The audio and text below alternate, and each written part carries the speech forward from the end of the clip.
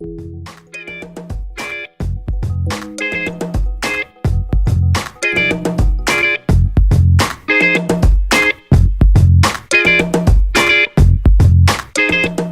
narración de historias a través del storytelling, el relato y los ejemplos favorecen su comprensión. Procura presentar toda la información en pocos temas, agrupado en secciones o en categorías. ¿Cuáles son los ingredientes de una historia emocionante? Una historia que, por supuesto, contiene planteamiento, nudo y desenlace. Un personaje atractivo, una trama interesante y un final, por supuesto, positivo. Es decir, una situación en la que personas normales realizan cosas extraordinarias.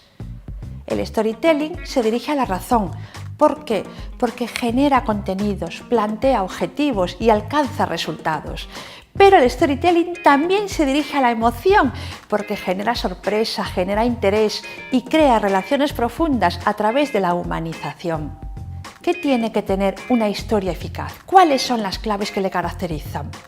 Tratar un tema primario, identificado o unido a un relato, y en ese relato tiene que haber un héroe y un villano o sucederse una acción heroica, algo que el espectador, tu oyente, tu escuchante relacione con algo conocido, presentado de forma clara, además facilitando muchos detalles para favorecer su autenticidad, y un final con el que el espectador se identifique claramente.